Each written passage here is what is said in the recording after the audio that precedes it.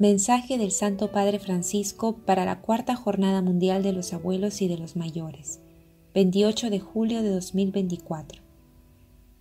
En la vejez no me abandones. Queridos hermanos y hermanas, Dios nunca abandona a sus hijos, ni siquiera cuando la edad avanza y las fuerzas flaquean, cuando aparecen las canas y el estatus social decae, cuando la vida se vuelve menos productiva y corre el peligro de parecernos inútil. Él no se fija en las apariencias y no desdeña elegir a aquellos que para muchos resultan irrelevantes. No descarta ninguna piedra, al contrario, las más viejas son la base segura sobre las que se pueden apoyar las piedras nuevas para construir todas juntas el edificio espiritual. La Sagrada Escritura en su conjunto es una narración del amor fiel del Señor, del que emerge una certeza consoladora. Dios sigue mostrándonos su misericordia, siempre, en cada etapa de la vida y en cualquier condición en la que nos encontremos, incluso en nuestras traiciones. Los salmos están llenos del asombro del corazón humano frente a Dios, que nos cuida a pesar de nuestra pequeñez. Nos aseguran que Dios nos ha plasmado en el seno materno y que no entregará nuestra vida a la muerte. Por tanto, podemos tener la certeza de que también estará cerca de nosotros durante la ancianidad, tanto más porque en la Biblia envejecer es signo de bendición. Sin embargo, en los Salmos encontramos además esta sentida súplica al Señor: no me rechaces en el tiempo de mi vejez. Una expresión fuerte, muy cruda. Nos lleva a pensar en el sufrimiento extremo de Jesús que exclamó en la cruz: Dios mío, ¿por qué me has abandonado? En la Biblia, pues, hallamos la certeza de la cercanía de Dios en cada etapa de la vida y al mismo tiempo encontramos el miedo al abandono, particularmente en la vejez y en el momento del dolor. No se trata de una contradicción. Mirando a nuestro alrededor, no nos resulta difícil comprobar cómo esas expresiones reflejan una realidad más que evidente.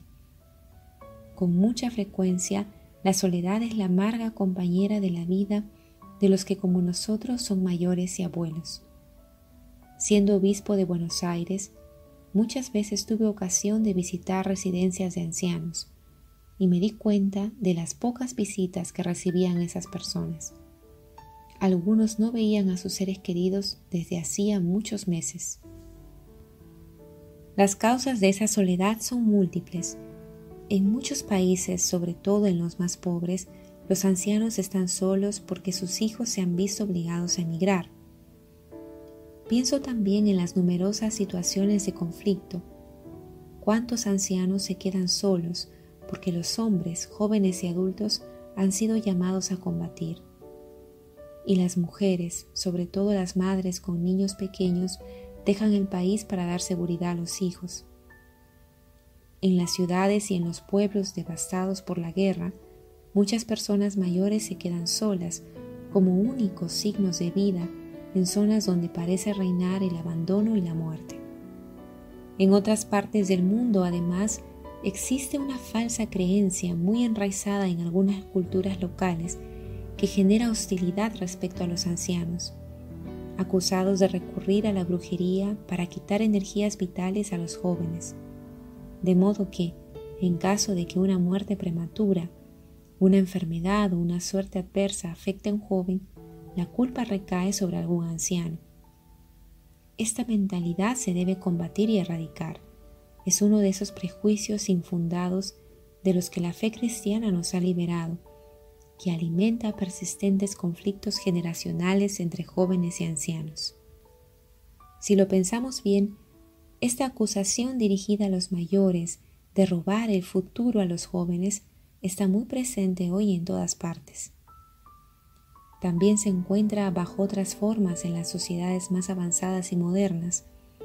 Por ejemplo, hoy en día está muy extendida la creencia de que los ancianos hacen pesar sobre los jóvenes el costo de la asistencia que ellos requieren, y de esta manera quitan recursos al desarrollo del país y por ende a los jóvenes. Se trata de una percepción distorsionada de la realidad. Es como si la supervivencia de los ancianos pusiera en peligro la de los jóvenes, como si para favorecer a los jóvenes fuera necesario descuidar a los ancianos o incluso eliminarlos. La contraposición entre las generaciones es un engaño y un fruto envenenado de la cultura de la confrontación.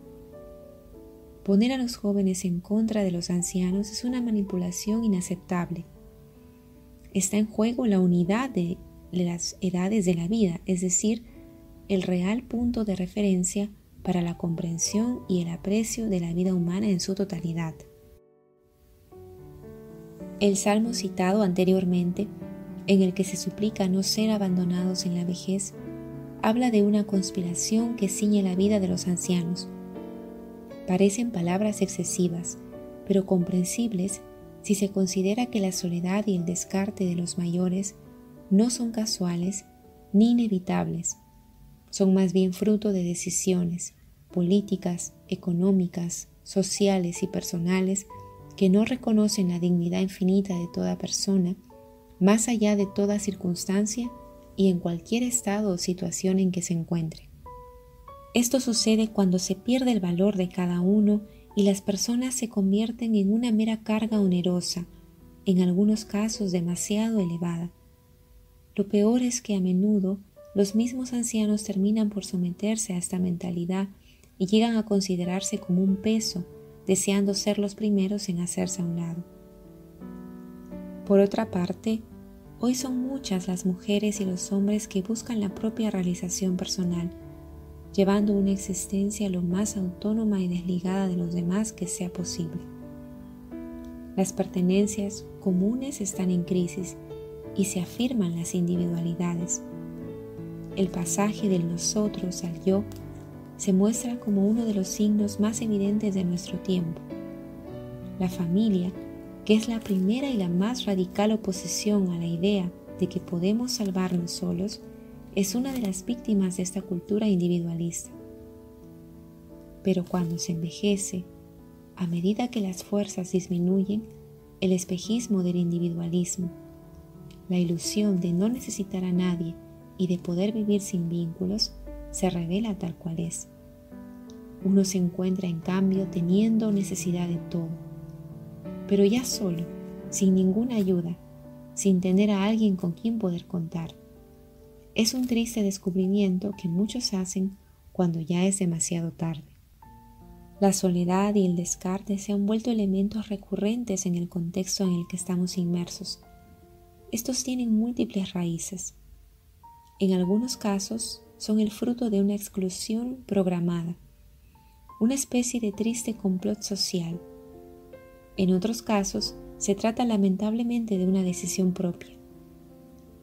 Otras veces también se lo sufre fingiendo que se trate de una elección autónoma.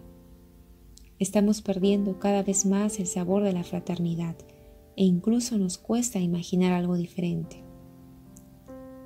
En muchos ancianos podemos advertir ese sentimiento de resignación del que habla el libro de Ruth, cuando relata que la anciana Noemí, después de la muerte del marido y de los hijos, invitó a sus nueras, Orpá y Ruth, a regresar a sus países de origen y a sus casas. Noemí, como tantos ancianos de hoy, teme quedarse sola, pero no consigue imaginar algo distinto. Como viuda es consciente de valer poco ante la sociedad y está convencida de ser un peso para esas dos jóvenes que, al contrario de ella, tienen toda la vida por delante. Por eso piensa que sea mejor hacerse a un lado y ella misma invita a las jóvenes nueras a dejarla y a construir su futuro en otros lugares. Sus palabras son un concentrado de convenciones sociales y religiosas que parecen inmutables y que marcan su destino. El relato bíblico nos presenta en este momento dos opiniones diferentes frente a la invitación de Noemí y, por tanto, frente a la vejez. Una de las dos nueras, Orpá, que le tiene cariño a Noemí, con un gesto afectuoso la besa, pero acepta lo que ella también cree que es la única solución posible y sigue su propio camino.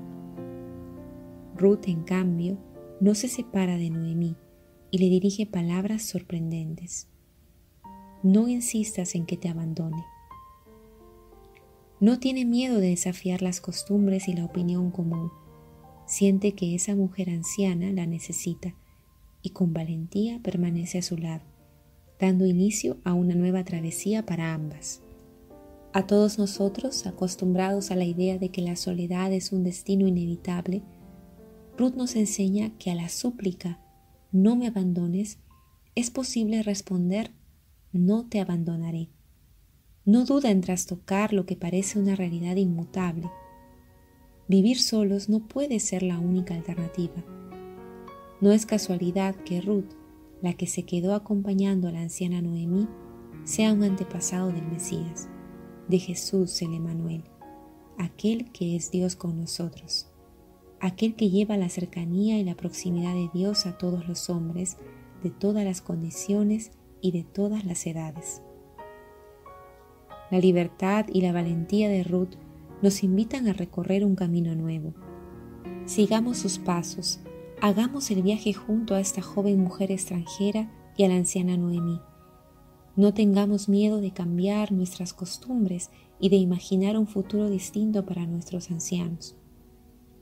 Nuestro agradecimiento se dirige a todas esas personas que aún con muchos sacrificios han seguido efectivamente el ejemplo de Ruth y se están ocupando de un anciano o sencillamente muestran cada día su cercanía a parientes o conocidos que no tienen a nadie. Ruth eligió estar cerca de Noemí y fue bendecida con un matrimonio feliz, una descendencia y una tierra. Esto vale siempre y para todos, estando cerca de los ancianos, reconociendo el papel insustituible que estos tienen en la familia, en la sociedad y en la iglesia. También nosotros recibiremos muchos dones, muchas gracias, muchas bendiciones.